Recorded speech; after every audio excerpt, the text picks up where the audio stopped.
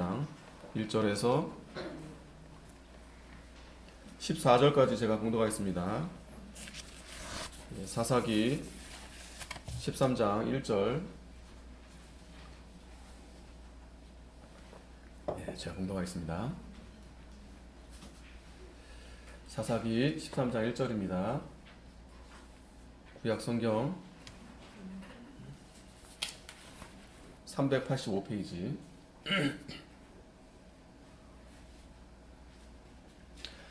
이스라엘 자손이 다시 여호와의 목전에 악을 행하였으므로 여호와께서 그들을 40년 동안 블레셋 사람의 손에 붙이시니라. 소라 땅의 단지파의 가족 중 마누아라 이름하는 자가 있더라. 그 아내가 잉태하지 못함으로 생산치 못하더니 여호와의 사자가 그 여인에게 나타나시고 그에게 이르시되 보라, 내가 본래 잉태하지 못함으로 생산치 못하였으나 이제 잉태하여 아들을 낳으리니 그러므로 너는 삼가서 포도주와 독주를 마시지 말지며 무릇 부정한 것을 먹지 말지니라. 보라, 내가 잉태하여 아들을 낳으리니 그 머리에 삭도를 대지 말라. 이 아이는 태에서 나옴으로부터 하나님께 바치운 나실인이 됨이라.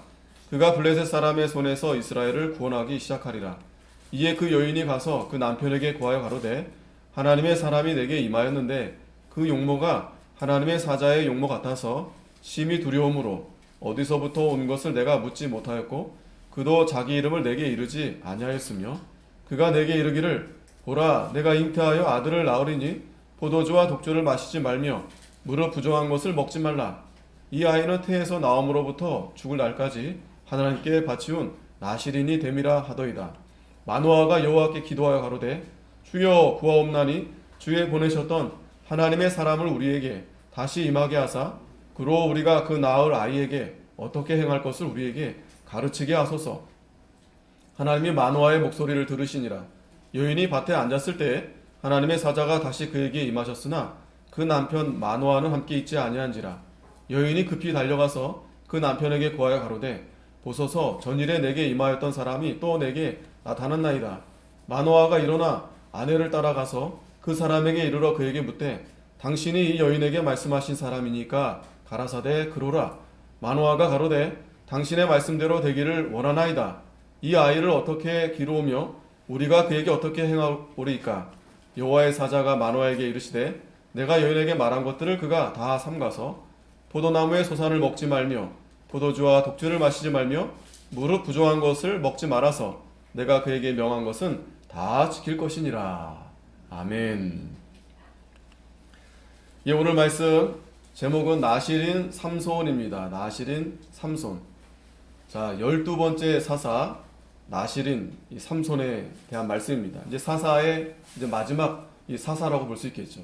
사실은 이제 마지막 사사는 이 삼손 후에 이제 사무엘이 이제 마지막 사사가 되긴 하는데 어쨌든 이 사사기서에서 지난주에 우리가 9번째 입산, 또 10번째 엘론, 그리고 11번째 압돈, 이 존재적으로 성경에 정보가 많지 않기 때문에 그리고 그 정보로 추측하건대 이 사사들도 상당히 이 세속화되었구나 라는 부분을 우리가 볼 수 있었습니다. 그래서 오늘 본문 1절 보면 13장 1절 오늘 본문 보면 이스라엘 자손이 다시 여호와의 목전에서 악을 행하였으므로 여호와께서 그들을 40년 동안 블레셋 사람의 손에 붙이시니라. 이스라엘이 다시 여호와의 목전에 악을 행하였다 그랬습니다. 이 사사들이 죽고 나서 거듭 반복적으로 나타나는 이러한 부분이었죠. 그런데 이때는 40년이나 블레셋 사람의 손에 붙였다 그랬어요. 그러니까 40년 동안 이 블레셋으로 인해서 이렇게 고통을 받게 된 겁니다. 무려 40년 동안. 앞에서는 그렇게 40년까지는 주로 없었죠. 40년 동안 이렇게 평안한 적은 있었지만, 그런데 이렇게 40년이나 이렇게 고통받은 것을 보니까 이 앞에 사사들도 그렇고 그 시대가 점점 이렇게 세속적으로 타락해 있는 그러한 가운데 이스라엘 백성들이 고통받고 있는, 그러니까 하나님이 빨리 사사를 세워서 이스라엘을 구원해 주셔야 되는데 그렇지 않고 그 기간이 상당히 길어진 것을 우리가 보게 됩니다. 이 삼손에 대한 말씀은 우리가 사사기 하면 삼손 단연코 우리가 삼손 그 머리카락 생각나죠, 그죠? 마지막에 눈을 다 빼앗기면서도 하나님이 마지막에 큰 힘을 주어서 어마어마한 그 블레셋 사람들을 물리치는 그런 힘센 우리가 삼손의 내용이 머리에 남아있지 않겠습니까? 그런데 이 사사기가 우리가 성경을 이렇게 쭉 한 장 한 장 보기 때문에 단순히 이 삼손에 대한 어떤 그 힘 있는 그런 능력을 우리가 보는 게 아니라 전체적으로 우리가 봐야 됩니다. 이 삼손에 대한 이러한 이 사사가 내용이 마지막 부분에 들어가 있고 또 삼손 이야기가 무려 4장이나 걸쳐서 가장 많이 이 성경에 할애가 되어 있습니다. 그리고 또 이 삼손은 12번째 12이라는 숫자가 굉장히 의미가 있죠. 이스라엘이 12지파고 또 예수님의 제자가 12사도입니다. 하지만 이 어떤 학자들은 한 사람을 더 넣기도 합니다. 그가 누구냐면 바로 아비멜렉을 또 넣기도 합니다. 그러니까 아비멜렉도 사실은 뭐 사사는 아니지만 그래도 악한 이 사사 12제자 중에 가룟 유다가 있죠. 마찬가지로. 그래서 이 삼손의 내용을 가만히 보면은 오늘도 이제 나타나지만 이 삼손에서 하나님의 사자가 하나님의 사람이라기도 하는데 그가 신기한 이적을 나타납니다. 그리고 자신을 기묘다라고 해요. 기묘는 이사야 9장 6절에 나오는데 예수님의 메시아의 이름, 예수님의 이름을 기묘자라 이렇게 합니다. 기묘자, 놀라운, 비범함. 그러니까 이 삼손에 대한 내용에서 예수님이 좀 더 분명하게 나타나 보여지는 거예요. 그리고 이 삼손이 비록 나실인으로 이렇게 태어났지만 인간적으로 볼 때는 또 인간적으로 이렇게 많이 이 삼손에 대해서 이렇게 비평할 때는 좀 굉장히 좋지 않아요. 사사임에도 불구하고 그 드릴라 여자 때문에 좀 그런 부분들이 좀 있습니다. 하지만 그럼에도 불구하고 이 이스라엘 백성들이 점점 타락해져 가는 가운데 40년 동안 하나님이 사사를 보내지 않고 또 이 삼손은 앞의 사사들과 달라요. 그렇죠? 앞의 사사들은 하나님이 찾아서 이렇게 이미 장성한 사람을 찾아서 불러서 세운 겁니다. 그런데 이 삼손은 날 때부터 또 아이를 낳지 못하는데 하나님의 신기한 그런 이적으로 낳게 하시고 또 나실인으로 서원되고 그가 이제 하나님의 사사가 되어지는 거예요. 어떤 면에서는 이 삼손의 모습을 볼 때 마치 예수님이 연상되기도 합니다. 그의 탄생과 또 그가 이스라엘 백성들을 구원해내는 그런 모습들을 볼 때 그래서 단순한 내용이 아니고 우리가 이 사사기에 대한 전체적인 어떤 그런 걸 보면서 이 자세히 또 삼손에 대한 그런 본문을 살펴볼 때 하나님께서 어떻게 이스라엘 백성들을 구원하시고 사랑하시는지를 우리가 살펴봐야 되는 것입니다. 자, 중요한 오늘 먼저 우리가 생각해 봐야 될 부분은 그러면 나실인이 무엇인가? 나실의 소원, 나실인 우리가 이미 민수기에서 우리가 배워왔지만 오늘 이 삼손은 나실인 날 때부터 나실인이에요. 이 성경에 날 때부터 나실인으로 서원된 그런 분이 몇 분 계세요. 이 삼손도 그렇고 또 세례 요한도 그렇고 몇 분 있습니다. 그러니까 하나님 앞에 바쳐 드려진 거예요. 하나님 앞에 나기 전에 벌써 부모가 서원한 겁니다. 여러분 이 나실 그러니까 그 시대에는 구약 시대에는 나실인으로 이렇게 바쳐 하나님 앞에 드린 거예요. 그게 여러분 그게 복입니까? 복이 아닙니까? 어떻게 생각하십니까? 여러분의 자녀를 아니면 구약 시대에 보면은 꼭 자녀가 아니더라도 자 민수기 6장 2절에 보면 이스라엘 자손에게 고하여 그들에게 이르라 남자나 여자가 특별한 소원 곧 나실인의 소원을 하고 자기 몸을 구별하여 여호와께 드리거든. 우리가 삼손을 보기 전에 이 나실에 대한 걸 지식을 좀 알고 봐야 됩니다. 삼손은 이제 낳을 때부터 부모가 이제 서원했지만 사무엘도 마찬가지예요. 부모가 서원한 아이입니다. 그런데 이 민수기에 보면 이미 장성한 어른들도 또 여자도 하나님 앞에 나시린 소원을 해서 자기를 구별하고 하나님 앞에 드릴 수 있어요. 근데 성경을 가만히 보면은 나시린 소원을 해서 세 가지를 딱 금하게 합니다. 첫째는 이제 포도주 마시면 안 되고, 포도주만 마시는 게 아니라 포도 관련된 건 다 금하게 했습니다. 그거 먹으면 안 돼요. 그리고 둘째는 부정한 거, 특별히 이제 시체. 그리고 이제 셋째는 이제 머리를 이제 깎지 않습니다. 삭도 하지 않는 거. 그걸 보면 거의 뭐 제사장급으로 그렇게 자기를 이렇게 구별해서 그 서원한 기간 동안 하나님 앞에 드리는 거예요. 그러니까 하나님 앞에 뭐 봉사하든지 하나님 앞에 이게 자기를 온전히 드리는 겁니다. 그러니까 자기 어떤 모든 전체를 뭐 마음, 자세, 생각, 모든 또 행동 이런 것들을 그 기간 안에 자기가 온전히 하나님 앞에 드리는 거예요. 이 나시린 서원이 참 좋은 서원입니다. 그죠?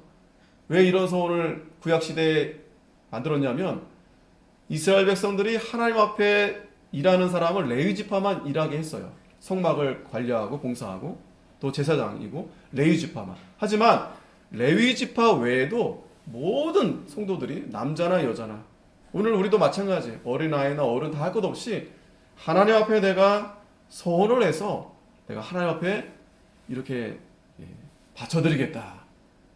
뭐 물질이 됐던 모든 것을 하나님 앞에 이렇게 구별해서 드리는 겁니다. 이것이 이 서원이 정말 좋은 거죠. 그죠? 그리고 이 서원을 잘 하게 되면 어떻게 되냐면 민수기 6장 23절에 보면 아론이 그 아들에게 고하여 이르기를 너희는 이스라엘 자손을 위하여 이렇게 축복하여 이르되. 자, 이 나시린 서원을 잘 이제 마친 그런 자들에게 하나님이 축복 기도하게 합니다. 여호와는 내게 복을 주시고 너를 지키시기를 원하며 여호와는 그 얼굴을 내게 비추사 은혜 베푸시기를 원하며 여호와는 그 얼굴을 내게로 향하여 드사 평강 주시기를 원하노라 할지니라. 자, 이와 같은 특별히 이 소원 잘 마친 자에게 제사장 아론이 가서 이 축복 기도를 해주는 거예요. 그리고 그들은 이같이 내 이름을 이스라엘 자손에게 축복할지니 내가 그들에게 복을 주리라. 그러니까 이 복은 특별한 복이에요. 그러니까 나시린 서원은 특별한 하나님 앞에 자신이 드리는 서원인데 이 서원을 잘 하게 되면 하나님이 특별한 복을 주시는 겁니다. 자, 그렇다면 이스라엘 백성들이 이 서원을 많이 했을까요? 안 했을까요? 성경은 뭐 많이 했는지 안 했는지 나오진 않는데 보면 오늘 본문을 가만히 보면 이 삼손의 부모가 이 하나님의 사자가 와서 이제 그렇게 바치라고 했는데 잘 몰라요.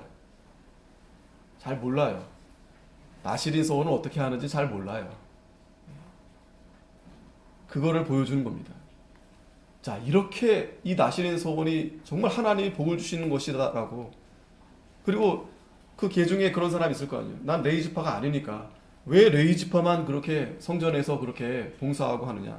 가령 오늘날도 목사님만 앞에서 목사님만 이렇게 설교하고 교회 일하고 목사님 자녀들은 또 목사님 따라서 그렇게 하고 이 평성도들은 좀 하나님 앞에 그런 좀 아쉬움이 있을 거 아니겠어요?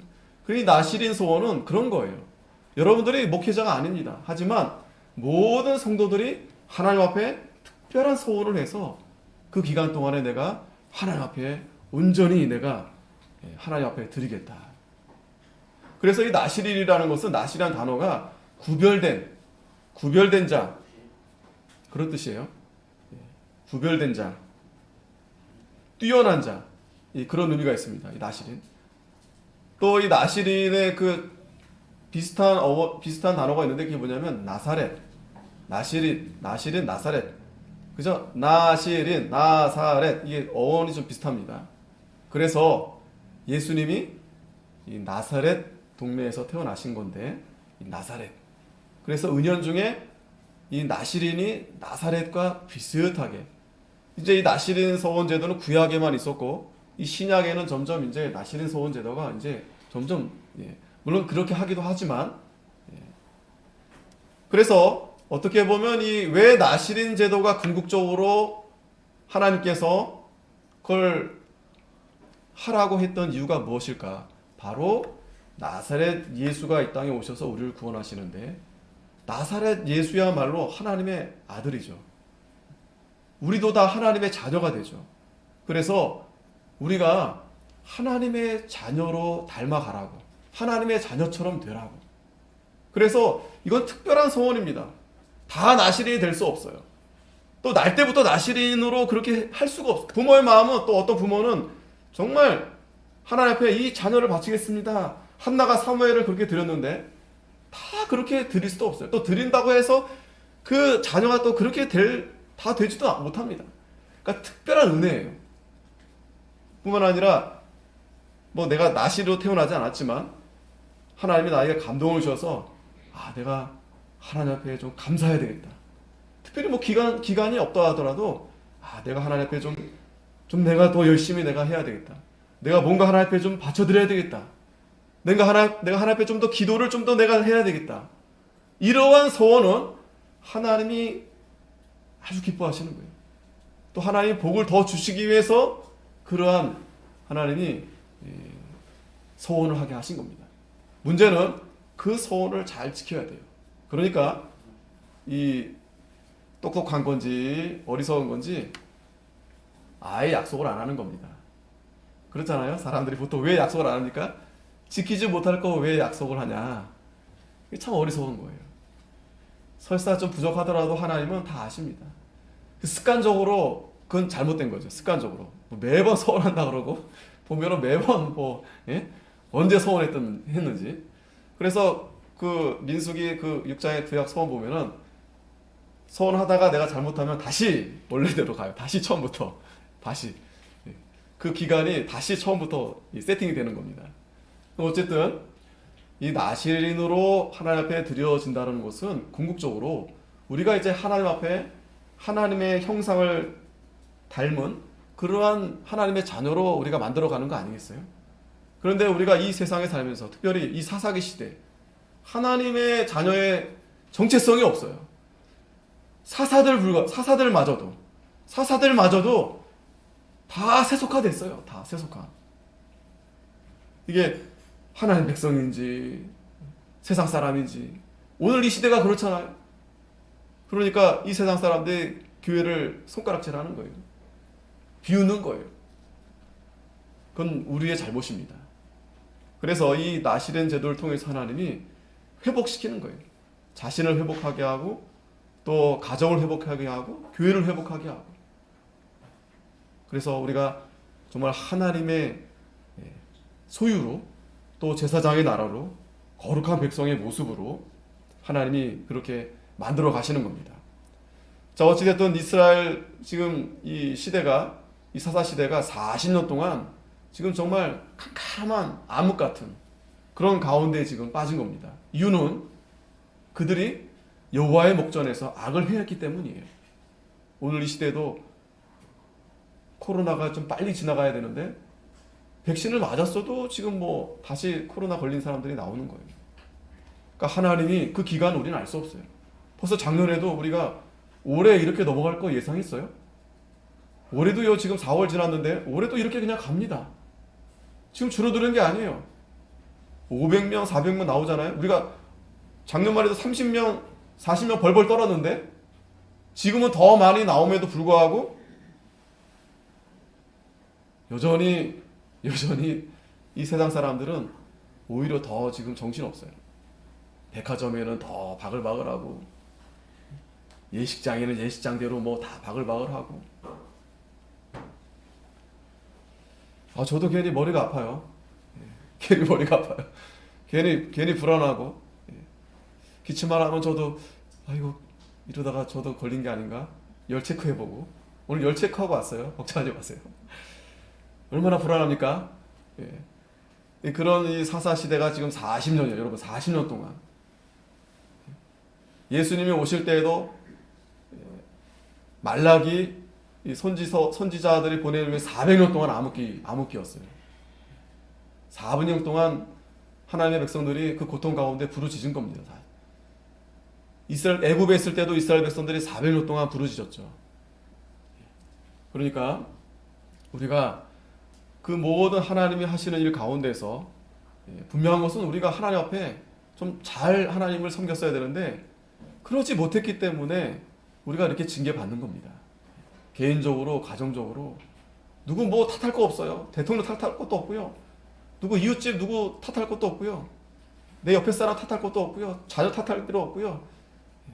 나 자신이 정말 하나님 앞에 철저히 하나님 앞에 엎드리고 그래야 우리가 사는 겁니다. 이 나시린 서원처럼 그렇게 우리가 서원을 해도 살까 말까, 하나님의 은혜를 받을까 말까 합니다. 자, 그래서 오늘 이제 본문에 들어가면 2절에 소라 땅의 단지파 가족 중 마노아라 이름하는 자가 있더라. 그 아내가 잉태하지 못함으로 생산치 못하더니. 이 사사 가운데 앞에서는 그 압돈도 그렇고 또 야엘도 그렇고 많았잖아요. 물론 아내들을 많이 둬서 그런데, 그러니까 하나님이 자녀를 많이, 그러니까 의미가 자녀를 많이 주신 준 그런 시대는 평화로운 시대예요. 하나님의 은혜로. 근데 그 평화로운 시대 자녀를 많이 낳아서 그 자녀와 함께 하나님을 잘 섬기면 그 복이 계속 가겠는데 그 자녀들이 하나님을 떠나는 거예요. 그리고 이제 이 마노아라는 이 남편이고 이 아내가 잉태하지 못했다 그랬어요. 이것은 잉태하지 못했다라는 것은 하나님이 이스라엘 백성들에게 생명을 주지 않으시는 거예요. 여러분, 자녀를 낳지 못하면 어떻게 되는 거예요? 망하는 거예요. 이 대한민국도 지금 결혼 안 하죠. 또 애를 안 낳죠. 어떻게 되는 겁니까? 세상 사람들은 자기가 선택한 거예요. 그죠? 비혼. 그죠? 비혼. 아니, 결혼했어도 이혼. 그리고 뭐 애 안 낳고 혼자 해방, 그게 해방이라 생각하는 거예요. 여성 해방. 어리석은 겁니다. 그렇게 인생이 얼마나 길다고요. 그죠? 아무리 노세 해도 금방 또 세월이 지나면 또 그러다가 또 언제 세상을 떠날지 모릅니다. 그러니까 지금 이 잉태하지 못했다라는 것은 이 의미 가운데는 지금 이 이스라엘이 시대가 정말 캄캄한 이 생명이 없는 그런 이 시대를 보여주는 거예요. 오늘날하고 비슷하죠. 그리고 정말 참 재밌는 것은 이 단지파. 왜 마지막 사사가 단지파일까? 이 단은 이 야곱의 5번째 아들인데 이 단의 엄마가 누구냐? 야곱이 이제 아내가 둘이고 첩이 또 있잖아요. 첩이 또 있잖아요. 이 라헬에게서 난 게 아니라 라헬이 아이를 갖지 못하니까 언니는 자꾸 낳는데, 그래서 라헬이 자기의 시종 비라를 남편에게 해서 아이를 낳은 게 단이에요. 그 단의 뜻은 뭐냐면 하나님 나의 억울함을 풀어주셨다. 그 아이가 단이고 그 지파가 단지파입니다. 근데 성경에 단지파 보면은 단지파가 그렇게 좀 또 작기도 하고 또 바산의 사자 새끼 같다라고 그런 표현들이 있어요. 그리고 야곱이 죽기 전에 이제 단에게 축복할 때 이스라엘을 심판할 것이다. 그런 말씀을 하고 이제 그런 축복의 기도를 해주는데, 그 예언대로 정말 이 마지막에 이 사사 시대의 단지파에서 하나님이 이 삼손을 나게 하신 겁니다. 어찌됐든 이 마노아, 삼손의 아빠 이름 마노아, 잘 기억하십시오. 마노아, 아이를 낳지 못하고 있는데 3절에 여호와의 사자가 그 여인에게 나타나시고 그에게 이르시되 보라, 내가 본래 잉태하지 못함으로 생산치 못하였으나 이제 잉태하여 아들을 낳으리니. 자, 여호와의 사자가 찾아온 거예요. 자, 웬만하면 하나님이 사사들을 이렇게 둘러보시고 이제 이스라엘에도 정 사사가 없다. 그러면 저기 돕당에 도망간 그 입다, 하나님이 그 입다까지 찾아가지고 데려왔잖아요. 물론 길르앗 장로도 시켜가지고. 근데 이제는 도대체 사람이 없는 거예요. 도대체 누구 사사 쓸만한 사람이 없는 거예요. 그런데 그것도 참 아이를 낳지 못하는 그러한 부모에게서 하나님이 나게 하신 겁니다. 자, 이것은 마치 그 예수님이 마리아에게 잉태할 때 그 모습들이 연상이 되죠. 세례요한도 마찬가지지만 또 한나도 마찬가지죠. 사무엘. 그 잉태하지 못했잖아요. 근데 여호와의 사자가 찾아와서 알려준 거 아니겠어요? 자, 그런데 이 여호와의 사자가 아이를 낳을 건데 4절에 보면 너는 삼가서 포도주와 독주를 마시지 말며 무릇 부조한 것을 먹지 말라. 자, 그리고 5절에는 삭도를 대지 말라 했어요. 이 세 가지. 그래서 이 아이는 태에서 나옴으로부터 하나님께 바치운 나실인이 됩니다. 그가 블레셋 사람의 손에서 이스라엘을 구원하기 시작하리라. 자, 이 마노아 아내에게 이제 알려준 겁니다. 남편에게 알려준 게 아니라 여호와의 사자가 그 아내에게 나타나서 이걸 알려준 거예요. 자, 이 세 가지. 그리고 이제 그 아들이 이제 블레셋에서 이스라엘을 구원할 거다. 그랬더니 이 아내가 남편에게 달려갑니다. 달려가서 하나님의 사람이 내게 임하였는데, 자, 분명히 여호와의 사자인데 사람의 몸으로 온 것 같아요. 그래서 이 여인은 하나님의 사람이 나에게 이제 말했다라고 한 겁니다. 근데 그 용모가 하나님의 사자의 용모 같아서 내가 심히 두려웠다. 그러니까 하나님의 사자로 보지 못한 거예요. 사람의 몸으로 온 것 같아요. 얼마든지 하나님이 그렇게 나타나셔서 말씀하십니다. 자, 그런데 어디서 온 것을 내가 묻지도 못했고 그도 자기 이름을 내게 이르지 아니었다 그랬어요. 그러면서 이제 남편에게 얘기해 주는 겁니다. 그가 내게 이르기를 내가 잉태하여 아들을 낳으리니 포도주와 독주를 마시지 말며 무릇 부조한 것을 먹지 말라. 이 아이는 태에서 나옴으로부터 죽을 날까지 하나님께 바치운 나실인이 됨이라 하더이다. 자, 2번 반복했어요. 같은 말씀을 2번. 이게 반복하는 게 참 중요한데 우리는 반복하면 자꾸 아이고 했던 얘기 또 하냐고 하죠. 그죠? 그런데 뒤에 또 한 번 더 하지만 이 반복하는 의도가 있습니다. 이 나실인, 이 세 가지. 포도주와 독주를 마시지 말고 부조한 것을 만지지 말고 또 여기서 또 하나를 얘기 안 했죠. 머리에 삭도를 대지 말라. 이거. 그러면서 이 아이는 바치운 나실인이 된다. 이렇게 한 겁니다. 자, 이 여호와의 사자가 나타나가지고 이 아내에게 이제 알려준 거예요. 마치 그 동정녀 마리아에게 천사가 와서 알려준 것처럼, 그죠? 그래서 이 아내가 너무 두렵고 너무 기쁘기도 하지만 그래서 남편에게 이제 달려가서 얘기한 겁니다. 자, 그리고 이제 남편이 얘기를 듣고서는 하나님 앞에 기도합니다. 자, 무엇을 기도하는가 여러분 잘 보셔야 됩니다. 14절까지. 마노아가 여호와께 기도하여 거르되 주여 구하옵나니 주에 보내셨던 하나님의 사람을 우리에게 다시 임하게 하사 그로 우리가 그 낳을 아이에게 어떻게 행할 것을 우리에게 가르치게 하소서. 자, 이게 뭔 말입니까? 지금 하나님의 사자가 아내에게 분명히 말했고 또 그 아내가 지금 또 남편에게 말했어요. 포도주와 독주를 마시지 말고 부조한 것을 만지지 말고 머리에 삭도를 대지 말라 했는데 마노아가 또 하나님 앞에 기도하는 겁니다. 자, 아까 서로 말씀드렸지만 이 나실인 제도가 희미해진 거예요. 이게 얼마나 참 하나님이 우리에게 이스라엘 백성들에게 복을 주시려고 한 제도인데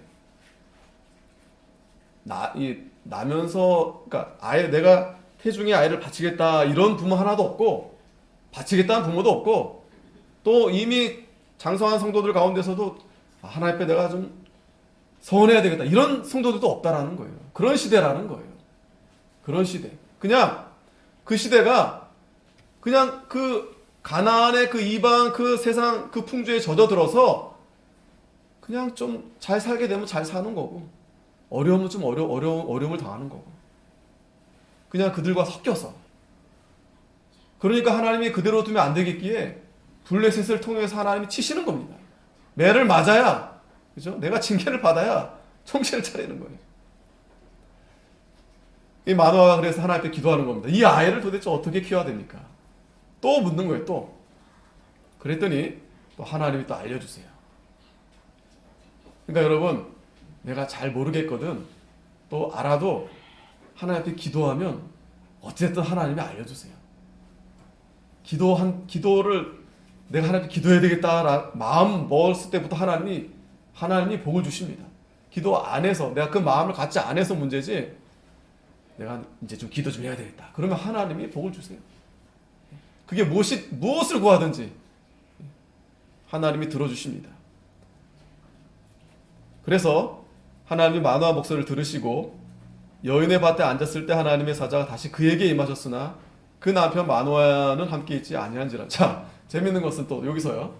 남편이 기도했는데 또 남편에게 천사가 나타나지 않고 그 아내에게 나타났어요. 뒤에 보면 알지만 참 남편들은 바빠요. 세상 일하고 뭐 하느라 바쁩니다. 아무리 믿음이 있어도. 진짜 신앙은 이 여자들이 진짜 신앙이 있어요. 엄마들이 진짜 신앙이 있어요. 예? 왜? 그 아이를 잉태해야 되는 그 본인은 엄마 아니겠어요?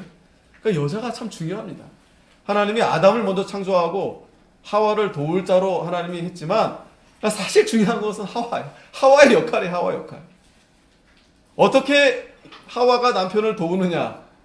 그걸 잘못해가지고 그냥 엉뚱한 걸 이 말씀을 잘못해가지고 그만 그 선악과를 먹어서 둘 다 결국 죄짓게 된 거 아니겠어요? 그 남편은 뭣도 모르고 그래? 그러고 그냥 할 수 없습니다. 남편은 여자 하기 나름이에요. 아내 하기 나름입니다. 아내가 살리는 겁니다. 여자가 살리는 겁니다. 여기도 다 거의 뭐 대부분 그죠? 남편들 다 어디 갔어요? 자, 어찌됐든 아내가 참 중요해요. 여자가 참 중요해요. 왜? 자식도 누가 낳았어요? 남편은 그거 저도 그렇지만은 애기 어렸을 때 한 번도 거의 뭐 안 일어나요. 울든지 뭐 어쨌든지 보채든지. 근데 엄마들은 그냥 막 번쩍 일어나는 거예요. 그냥 울면. 예. 저는 옆에 코 골고 자고 있고. 예. 어쨌든 지금 이 하나님의 사자가 분명히 마노아가 기도했는데 그 아내에게 나타나면 같이 기도했겠죠. 그래서 이제 또 이제 여인에게 났는데 이 여인이 이제 남편이 달려간 겁니다. 그 사람이 또 내게 왔습니다. 라고 이제 남편에게 이제 알린 거예요. 그랬더니 이제 남편이 찾아왔어요. 11절에 따라와가지고 이 하나님의 사람을 만난 겁니다. 그랬더니 이 12절에 마노아가 가로되 당신의 말씀대로 되기를 원하나이다. 이 아이를 어떻게 기르오며 우리가 그에게 어떻게 행하오리까. 이 나시린 제도를 나시린이라는 것을 아마 이제 거의 잊어버렸던 것 같아요. 거의 아까도 말씀드렸지만 그렇기 때문에 이제 물어본 겁니다. 어떻게 해야 됩니까? 이 물어본 건 참 좋은 거예요. 잘한 겁니다. 그랬더니 여호와의 사자가 마노아에게 이르시되 내가 여인에게 말한 것들을 그가 다 삼가서 자 3번이나 반복합니다. 그만큼 중요하다는 거예요. 첫째는 포도나무의 소산을 먹지 말며 포도주와 독주를 마시지 말아라. 자, 이게 도대체 무엇을 의미하는 걸까? 그 당시 이제 농사, 이방 가나안 사람들은 농사 주로 하잖아요. 그러니까 이스라엘 백성들이 사실은 그 광야에 있을 때는 유목민이었어요. 양을 키우고 이렇게 치고. 그랬는데 그 정착하는 사람 다 농사를 합니다. 농경. 근데 문제는 농사하는 게 문제가 아니라 이 가나안 사람들, 이방 사람들이 이 농사하기 전에 우상에게 제사를 드리는 거예요. 제사의식. 풍요롭게 해달라고. 비를 내려달라고. 그래서 이 바알과 아세롯이 아주 음란하게. 그래서 이거를 먹지 말라는 의미는 거기에 있는 겁니다. 그 가나안의 세속 그 풍조를 따라가지 말라는 거예요. 그걸 보지 말라는 거예요. 그래서 이 삼가 의식주를 조심하라는 거예요. 아무거나 먹지 말고 또 아무렇게나 살지 말고 아무렇게나 행동하지 말라는 거예요. 그러니까 즉 세상의 것을 취하지 말라는 거예요. 세상의 거. 절제하라는 거예요. 절제. 우리가 이번 주 고난주간이죠? 좀 절제해야죠. 절제. 고난주간만 절제하는 게 아니라 사실 우리가 항상 절제해야 됩니다. 우리가 좀 많이 먹었다면 먹는 것도 절제하고 우리가 뭘 좀 많이 봤다면 뭐 드라마 했다면 그것도 좀 절제하고 좀 세상에 내가 너무 지나치게 좀 빠져있던 것에 대해서 좀 절제해야 됩니다. 절제. 우리 눈을 좀 쉬어야 돼. 눈도 좀 쉬고 머리도 좀 쉬고. 저도 보면 이 핸드폰 얼마나 많이 보는지 습관적으로 이렇게 봅니다. 컴퓨터도 보고 물론 이제 뭐 좋은 것도 보고 뭐 여러 가지 보지만 뭐 설교도 보고 하지만 꼭 그렇게만 보겠어요? 그거 틀어놓으면 뭐 이것저것 다 보는 거예요. 그러니까 그걸 우리가 좀 절제해야 돼요. 절제. 할 수 없어요. 우리가 보는 게 다 마음으로 이 보는 게 머리로 들어가게 되고 그게 영향을 받게 됩니다. 영향을 받게 돼요. 그런 걸 절제하라는 겁니다.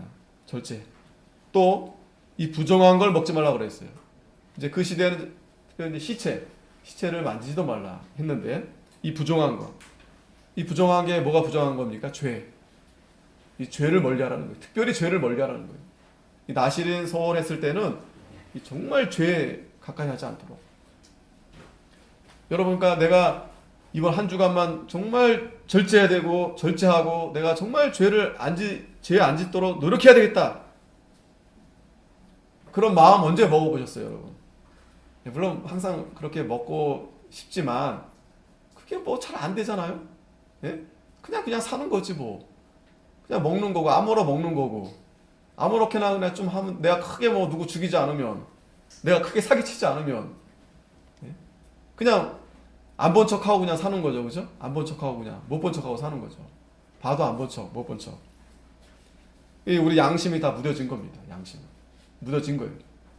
하지 말라고 분명히 계명에 말씀했는데 한 번, 두 번 어기니까 무뎌지는 거예요. 무뎌지는 겁니다.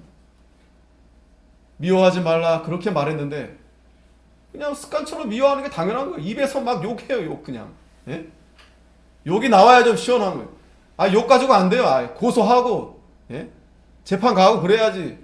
아예 그 사람 그냥 없어졌으면 좋겠다, 그냥, 예?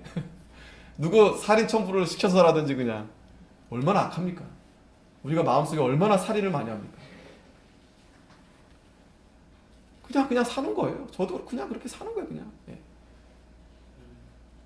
그렇기 때문에 오늘 이 말씀은 우리가 나실인 서원하라는 말씀이 아닙니다. 우리는 나실인보다 더 예수님의 형상을 닮은 예수님의 자녀, 하나님의 자녀예요. 우리는 더하면 더했지 덜하면 안 된다라는 거예요. 더하면 더했지. 절제하고 또 죄를 멀리하고 죄를 죽이고 그 죄가 우리를 불행하게 만드는 겁니다. 우리를 고통스럽게 하는 거예요. 아무리 내가 돈이 많고 아무리 내가 잘 살고 해도 그 죄가 우리를 목졸라 매는 거예요. 죽이게 하는 겁니다. 우리의 심령을 썩게 만드는 거예요. 그리고 한 가지 더 있죠. 머리를 자르지 말라고 했죠. 삭도 머리 되지 말라. 이게 가장 중요합니다. 삼손에게 있어서 이 머리 자르지 말라는 것은 정말 중요한 거예요. 왜? 이 머리 잘렸다가 결국 눈알 뽑히고 끌려가잖아요. 힘 다 잃어버리잖아요. 이 머리는 권능의 권능. 깎지 말라는 것은 하나님 말씀, 하나님의 권능을 의지해서 순종하라는 거예요. 머리카락이 참 중요합니다. 우리나라도 예전에 양반들은 머리 안 잘랐어요. 그죠? 부모님이 주신 거라고 그거 안 잘랐습니다. 귀하게 여겼습니다. 머리하고 그 양반이랑 종이랑 구별한 것은 이거예요. 머리. 예? 그걸 잘 해서 한 사람하고 그걸 잘라버리면 노비로 이렇게 그렇게 됩니다. 예? 머리를 되게 중요하게 생각했어요. 그러니까 그들이 하나님을 모르지만 그냥 본능적으로 그렇게 생각한 겁니다. 본능적으로. 그래서 하나님도 그래서 그런 건 아니지만 머리카락 하나도 세신바 된다. 우리 하나님 말씀했잖아요. 그만큼 우리를 사랑하신다는 거예요. 어찌됐든 이 나실인은 머리카락을 자르면 안 돼요. 삭도하면 안 돼요.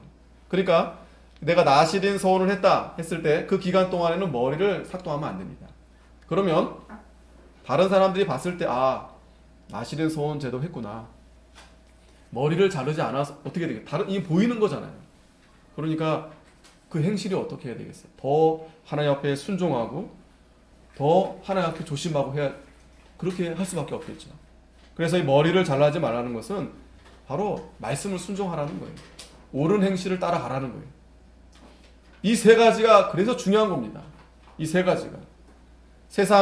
이 포도주를 먹지 말라는 것은 세상에 취하지 말고, 첫째, 부정한 것을 가까이 하지 말라는 것은 죄를 멀리하라는 거예요. 두 번째, 죄를 멀리하라. 그리고 세 번째, 머리에 삭도 되지 말라는 것은 옳은 행실, 하나님 말씀을 적극적으로 순종하라는 거예요. 그러면 그 기간 동안에는 정말 하나님이 하나님과 함께 해주셔서 그 기간만이라도 예수님을 내가 좀 더 닮아가려고 애쓰고 힘쓰고 하는 거예요. 왜? 우리는 궁극적으로는 하나님 나라에 가서 하나님의 자녀가 되는 거거든요. 그런데 그런 거 전혀 생각하지 않고 그냥 세상에 푹 빠져서 절제하지도 않고 이게 죄인지 죄가 아닌지도 벌써 그런 게 없어졌어요. 오늘날 교회가, 오늘날 성도들이, 오늘날 목회자들이 다 그게 구분이 없어졌어요. 그러면서 아주 감언이설로 아주 달콤하게 죄 짓게 만드는 겁니다. 계명을 어기게 만드는 겁니다. 하나님은 은혜의 하나님이십니다. 사랑의 하나님이십니다.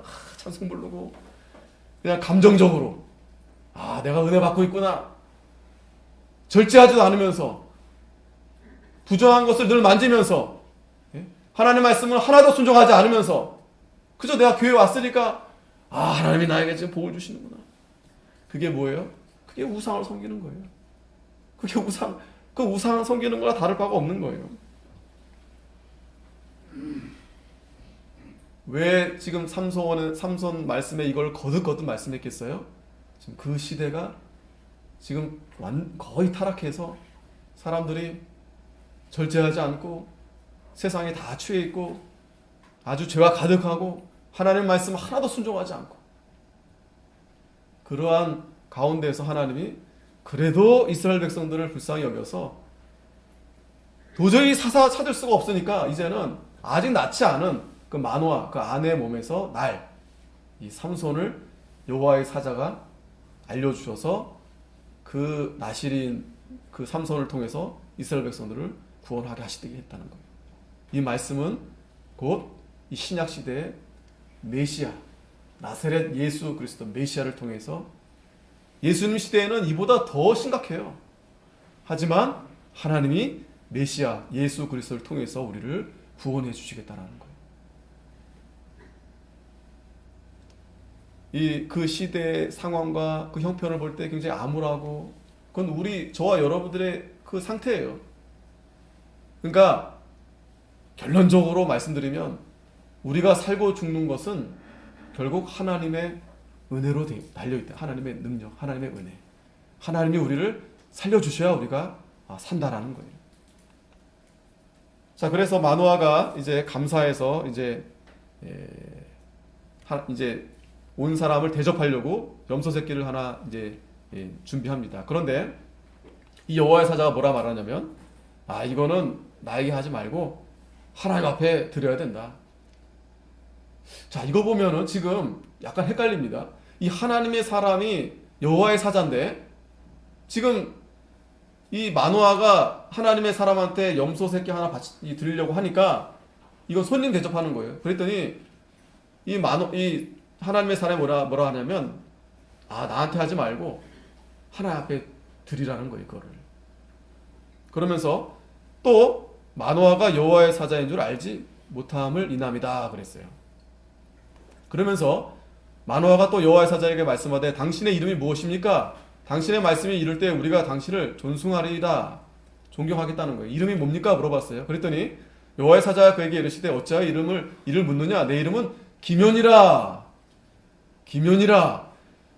여태까지 기드온에게도 하나님의 사자가 나타났지만 이름을 물어보지 않았고 그 이름을 나타내지 않았어요. 그런데 이 삼손 시대 마지막 사사 때는 이 여호와의 사자가 자기 이름을 이제 알려줍니다. 이 이름은 아까도 말씀드렸죠. 메시아의 이름이에요. 예수님의 이름이에요. 그러면서 이제 마노아가 염소 새끼 하나와 소제물을 반석 위에 여호와께 드렸는데 이제 하나님 앞에 드린 겁니다. 근데 그때 사자가 이적을 행했어요. 어떤 이적이냐면 20절에 불꽃이 단에서부터 하늘로 올라가는 동시에 여호와의 사자가 단 불꽃 가운데서 쫓아 올라간지라. 이 사자가 하늘로 이렇게 올라갔어요. 마치 예수님이 승천하신 것처럼. 이걸 마노아가 그 아내가 이걸 보고 얼굴을 땅에 대고 엎드렸다 그랬습니다. 자, 왜 마지막 삼손 때 이러한 이 기적을 이 여호와의 사자가 보여줬을까요? 여기서 설명이 되진 않지만 우리가 성경 전체적으로 볼 때 이스라엘 백성을 구원할 분이 하나님의 아들로서 이 땅에 오실 것인데 이 사람들이 하나님의 아들을 그냥 인간으로만 보는 거예요. 지금 마치 마노아와 이 여인이 지금 이 하나님의 사람이 하나님의 사자인 줄을 구분 못하는 거예요. 그랬는데 이름을 물어보니까 기묘다 라고 하면서 이제 번제를 드리니까 이 사자가 올라가는 거예요. 그때 이제 이 마노아가 이제 깨닫게 된 겁니다. 21절에 보면 그가 여호와의 사자인 줄 내가 몰랐구나. 그러면서 야, 이제 우린 죽었다. 우린 죽었다. 이 성경에 보면은 하나님을 보면 다 죽습니다. 다 두려워하고. 왜 그렇습니까? 이 죄가 드러나니까 이 죄 때문에 이 죽게 됨을 깨닫게 되는 거예요. 야, 우리가 반드시 죽겠구나. 하지만 자, 이 남편은 야, 죽겠구나 하는데 그 아내가 뭐라 말하냐면 23절에 여호와께서 우리를 죽이려 하셨다면 우리 손에서 번제와 소제를 받지 아니하였을 것이요 이 모든 일을 보이지 아니하였을 것이며 이제 이런 말씀도 우리에게 이르지 아니하였으리라 하였더라. 자, 여자는 죽지 않을 걸 알았어요. 왜? 아까 말했잖아요.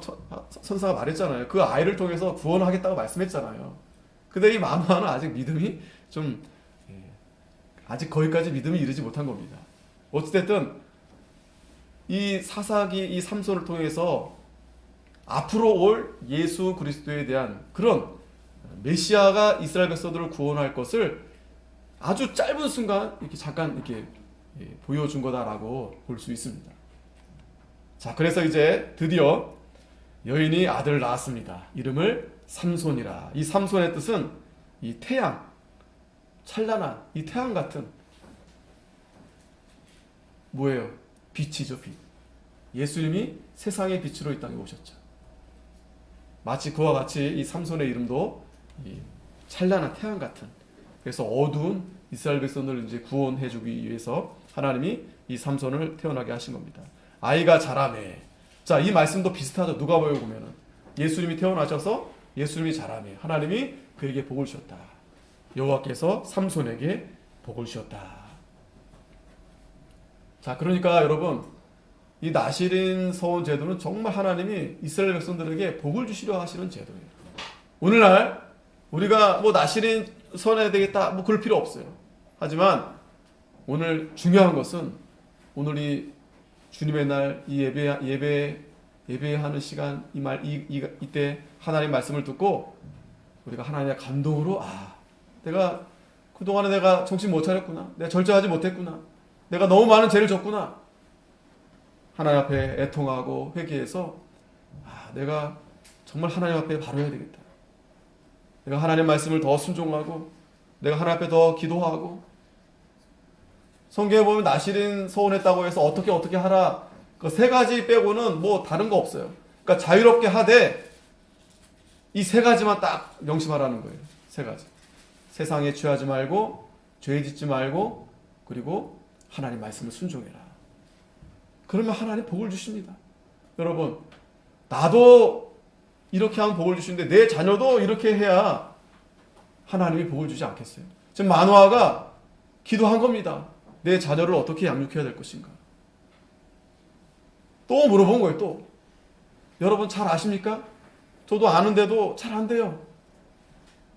가정 예배를 매일 드리려고 했는데 뛰어넘어갈 때가 많아요. 그때 꼬맹이들이 와가지고 아빠 오늘 예배 안 드려. 좀 피곤하니까 오늘 너무 그렇게다 또 그래 하자. 그래도 하려고 힘쓰려고 합니다.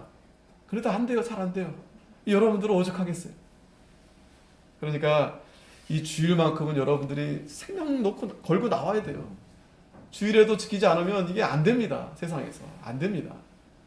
오늘 하나님 말씀을 잘 듣고 깨닫고 또 여기서 우리가 회개하고 또 결심하고 기도하고 하나님이 복을 주신다고 했어요. 그랬더니 마지막 25절에 소라와 에스다올 사이 마하네단에서 여호와의 신이 비로소 그에게 감동하시니라. 비로소 하나님의 신이 감동했다고 그랬어요. 하나님이 이 삼손을 하나님의 사사로 세우신 겁니다. 기도하겠습니다. 하나님 아버지 감사합니다. 정말 저희들이 이 사사 시대와 같이 우리 마음이 하나님으로부터 멀리 떠나서 이 세상에 푹 빠져서 하나님보다 이 세상을 더 사랑하고